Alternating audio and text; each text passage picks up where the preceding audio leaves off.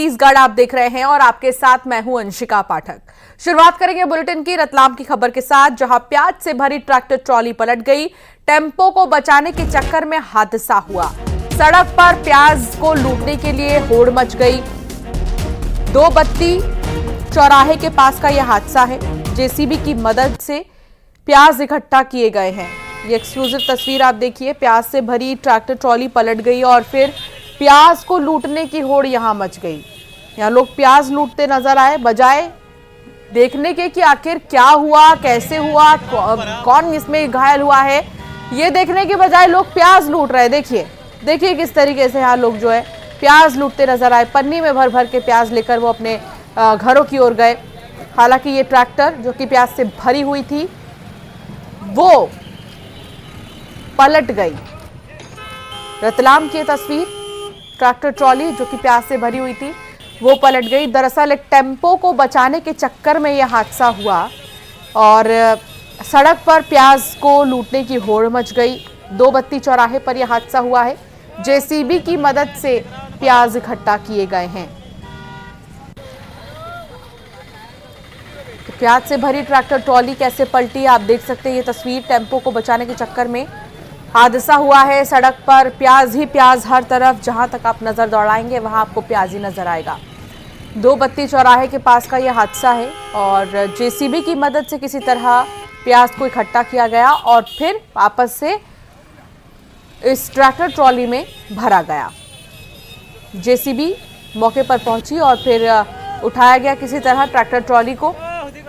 जो प्याज पूरे सड़क पर फैली हुई नजर आ रही है आपको, आप देख सकते हैं, इसे किसी तरह फिर उठाया गया और वापस से ट्रैक्टर ट्रॉली में भरा गया।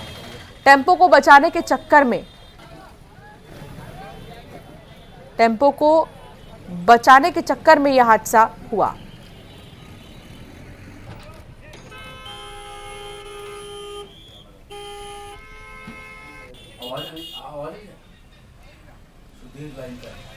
दिन तो आप सुन सकते हैं, देख सकते हैं किस तरीके से जो लोग हैं प्याज उठा रहे हैं। सुधीर संवाददाता साथ जुड़ गए हैं। सुधीर, क्या जानकारी आपके पास? देखिए, लोगों ने मदद की है प्याज उठाने में। प्याज उठाकर अमूमन होता ये है कि लोग प्याज लूट के भाग जाते हैं, लेकिन ऐसा कुछ भी देखने को नहीं मिला। प्याज लोगों ने इकट्ठा किया क्योंकि ट्रॉली थी, बड़े पैमाने पे प्याज रखा था बड़ी क्वांटिटी में, और जब ट्रॉली पलटी टेम्पो को बचाने के चक्कर में तो प्याज पूरे रोड पर फैल गया। तो आसपास जो भी राहगीर थे उन्होंने अपनी जिम्मेदारी को समझा और ये प्याज इकट्ठा करके गरीब किसान को दिए वहां पे, और जेसीबी की मदद से इन प्याज को भरा गया और ट्रैक्टर ट्रॉली में भरकर वापस जो है तुलाई के लिए प्याज भेजा गया। क्योंकि इसकी नीलामी हो चुकी थी, एक व्यापारी है उन्होंने प्याज खरीदा था, लेकिन प्याज को स्टॉक करने के लिए ये जो किसान है वो इस प्याज को ले जा रहा था और रास्ते में ही ये हादसा हो गया। और जो ट्रैफिक था वो कुछ समय के लिए बाधित रहा, लेकिन जो पूरे प्याज था वो किसान के पास सकुशल मौजूद है। जी, बहुत शुक्रिया सुधीर जानकारी साझा करने के लिए। तो ये तस्वीर आप देख रहे हैं। आगे बढ़ेंगे और बात नर्मदापुरम की करेंगे, जहां वायरल हो रहे एक वीडियो ने लोगों के माथे पर चिंता की लकीर खींच दी है। वायरल वीडियो में नर्मदापुरम रेलवे स्टेशन में आप देखिए किस तरीके से एक वेंडर यूज किए गए डिस्पोजल पैक को फिर से यूज करने के लिए धो रहा है। सोशल मीडिया पर यह वीडियो काफी तेजी से वायरल हो रहा है और रेलवे स्टेशन पर खाना खाने वालों को सावधान होने की जरूरत है। जो लोग सोचते हैं कि डिस्पोजल काफी फ्रेश पीस होता है, उन लोगों के लिए यह तस्वीर अपने आप में चौंका देने वाली है। नर्मदापुरम में देखिए कैसे डिस्पोजल को धोता हुआ ये व्यक्ति नजर आ रहा है और इसी डिस्पोजल में फिर से खाना परोसा जाएगा दूसरों के लिए। अपने आप में कई सवाल। हाइजीन के नाम पर रेलवे स्टेशन पर जीरो व्यवस्था होती है और यह तस्वीर और भी इसको प्रूव करने वाली। सोशल मीडिया पर वायरल हो रहे इस वीडियो में आप देख सकते हैं कि रेलवे स्टेशन पर खाना खाने वालों को किस तरीके से वापस से यूज किए जा रहे डिस्पोजल में ही खाना परोसा जाएगा। नर्मदापुरम से यह वीडियो सामने आया है और लोगों के माथे पर चिंता की लकीर है। अब वायरल वीडियो में देखा जा सकता है नर्मदापुरम रेलवे स्टेशन पर कैसे एक वेंडर यूज किए गए डिस्पोजल को धो रहा है वापस से इस्तेमाल करने के लिए। आखिर डिस्पोजेबल को भी कोई धोता है क्या दोबारा इस्तेमाल करने के लिए? लोग डिस्पोजेबल का इस्तेमाल इसलिए करते हैं क्योंकि ये यूज एंड थ्रो होता है, लेकिन यहां पर रीयूज वाला जो नजारा है वो नजर आ रहा है डिस्पोजेबल के लिए।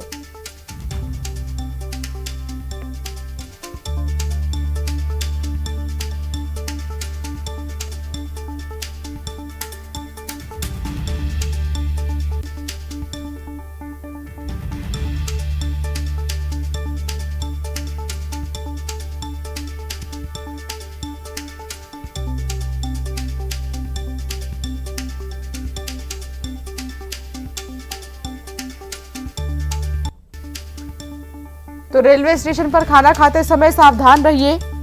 देखिए किस तरीके से जो है यूज किया जा रहा है डिस्पोजेबल को भी। आज तक यही सुना है लोगों ने कि डिस्पोजेबल यूज एंड थ्रो होता है, लेकिन यहाँ पर तो रिसाइकल रीयूज वाली चीजें दिखाई दे रही हैं। वैसी तस्वीर दिख रही है जिसमें कि दोबारा से यूज करने के लिए डिस्पोजेबल को धोया जा रहा है। शैलेंद्र कौरव संवाददाता साथ जुड़ गए हैं। शैलेंद्र, नर्मदापुरम से जो ये वीडियो सामने आया है वेंडर का, इस मामले में कोई कार्रवाई हुई है क्या? क्योंकि डिस्पोजेबल को दोबारा से धोकर परोसना ये तो फिर बहुत ही ज्यादा हानिकारक हो जाएगा सेहत के लिए। जी, निश्चित तौर पर रेल यात्री जो हैं वो बड़े भरोसे के साथ रेलवे में यात्रा करते हैं और कईयों बार ट्रेन लेट होने के कारण या अन्य कारणों से उन्हें समय भी ज्यादा देना पड़ता है ट्रेन में। ऐसे में आमतौर पर मजबूरी हो जाती है कि वहीं से भोजन लेना, और यदि इस प्रकार की कोई गतिविधि नजर आती है तो निश्चित तौर पर सेहत के लिए बेहद हानिकारक है। इटारसी जो रेलवे जंक्शन है वहां का यह पूरा मामला है। प्लेटफॉर्म क्रमांक 4 से कल शाम को जब इंटरसिटी एक्सप्रेस जबलपुर से भोपाल जा रही थी तो एक यात्री ने ये वीडियो बनाया था और उसके बाद सोशल मीडिया पर लगातार वायरल हो रहा है। आज हमने जब इटारसी जंक्शन पर पहुंचकर पड़ताल की तो रेलवे के अधिकारियों ने प्लेटफॉर्म 4 पर पहुंचकर पूछताछ की और वहां पर जो एक वेंडर है उसके द्वारा ये बताया गया कि उस डिस्पोजल में जो खाना रखा हुआ था वो खराब हो गया था और उसे फेंक करके उसे फिर साफ किया जा रहा था। लेकिन इस प्रकार से किसी भी खराब हुई वस्तु का पुनः प्रयोग करना अपने आप में गलत है और इस प्रकार की कार्रवाई नहीं होनी चाहिए। रेलवे प्रशासन का कहना है कि जांच के बाद उचित कार्रवाई की जाए। इटारसी जो रेलवे स्टेशन है वो काफी बड़ा स्टेशन है। यहाँ पर कई गाड़ियों की जो वेटिंग टाइम है वो थोड़ी ज्यादा भी होती है और यहाँ पर लोग अच्छे से खाना वाना भी खा लेते हैं। उतरकर स्टेशन पे बहुत से ऑप्शन रहते हैं। अगर इतने बड़े स्टेशन में इतनी बड़ी लापरवाही हो रही है तो क्या किसी की नजर इस पर नहीं गई या कोई पहली बार ऐसा करता हुआ नजर आया? जी, निश्चित तौर पर जो इटारसी रेलवे जंक्शन है वो अपने आप में बेहद बड़ा जंक्शन है। नॉर्थ, वेस्ट, ईस्ट और साउथ चारों जो कोने हैं उनको जोड़ता है, लिहाजा बड़ी संख्या में ट्रेनें यहाँ से मूव होती हैं और इस प्रकार के लापरवाही के वीडियो यदा कदा सामने आते ही रहते हैं। रेल प्रशासन का कहना है कि कईयों बार आउटसाइडर कुछ लोग। जी शैलेंद्र, बहुत शुक्रिया जानकारी साझा करने के लिए। बात करेंगे खंडवा की, जहां जल संकट के बीच अनूठा विरोध सामने आया है। कांग्रेस नेता और निगम नेता प्रतिपक्ष टावर पर चढ़ गए। निगम और कंपनी के खिलाफ विरोध जताया गया है। दोनों के खिलाफ एफआईआर दर्ज करने की मांग की गई है। नर्मदा जल परियोजना में भ्रष्टाचार के खिलाफ आक्रोश है। 8 दिनों से शहर में जल संकट गहराया हुआ है। पिछले 7 दिन में 4 बार फूट चुकी है योजना की पाइप और 200 करोड़ से ज्यादा की योजना है नर्मदा जल। इस बीच आप देखिए कैसे लोग जो है अब विरोध करते नजर आ रहे हैं। सीधे टावर पर चढ़ गए 7 दिन में, क्योंकि 4 बार फूट चुकी है ये पाइपलाइन और पाइपलाइन के फूटने से जो पानी की बर्बादी है वो भी देखी गई है। किस तरीके से एक तरफ जहां गांव में लोग बूंद बूंद के लिए तरस रहे हैं तो दूसरी तरफ महज 1 सप्ताह के अंदर, महज 8 दिन के अंदर कई बार तो ऐसा भी हुआ है कि 4-4 बार पाइपलाइन फूट गई है। जल संकट के बीच अब ये अनूठा विरोध सामने आया। टावर पर चढ़कर निगम नेता प्रतिपक्ष मांग कर रहे हैं कि जल्द से जल्द इसकी मरम्मत की जाए। अमित जायसवाल संवाददाता साथ जुड़ गए हैं। अमित, वाकई में ये काफी आक्रोशित कर देने वाला वाकया है कि एक हफ्ते में अगर एक पाइपलाइन 4 से 5 बार टूट रहा है तो आखिर इसकी मरम्मत हो कैसी रही है, पहला सवाल। दूसरा सवाल ये कि क्या अभी भी ये विरोध जारी है? जी बिल्कुल। सबसे पहले तो हम ये बता दें दर्शकों को कि पिछले 8 दिन में ये पाइपलाइन 4 बार फूट चुकी है और जिसकी वजह से खंडवा शहर में पेयजल संकट व्याप्त है। भीषण गर्मी के दौर में लोग परेशान हैं और लोग चक्का जाम भी कर रहे हैं। ऐसे में आज विपक्ष के जो नेता हैं दीपक मुल्लू राठौड़ और बाकी अन्य नेता साथ में आए, उन्होंने रैली निकाली, खंडवा के कोतवाली थाने पहुंचे और उनका कहना था कि ये जो पाइपलाइन डाली है, जिस विश्वा कंपनी ने ये पाइपलाइन डाली, उसके ऊपर एफआईआर दर्ज की जाए। और इसी बीच जब उनको आश्वासन दिए जा रहे थे तो वो यही टावर जो है वहां पर चढ़ गए और उनका कहना था कि जब तक एफआईआर दर्ज नहीं होगी मैं इस टावर से नहीं उतरूंगा। लेकिन आश्वासन के बाद उन्हें उतारा गया है और ये कहा गया है कि जो उचित कार्रवाई होगी वो की जाएगी।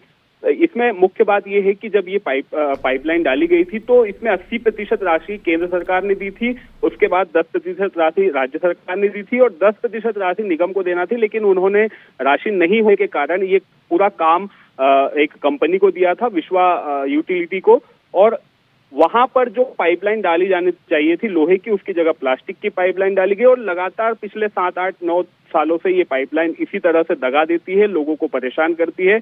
और अब विपक्ष चाहता है कि FIR दर्ज हो और लोगों को राहत दी जाए ताकि ये पाइपलाइन ठीक की जाए और लोग राहत ले सके। ठीक है, बहुत शुक्रिया जानकारी साझा करने के लिए अमित।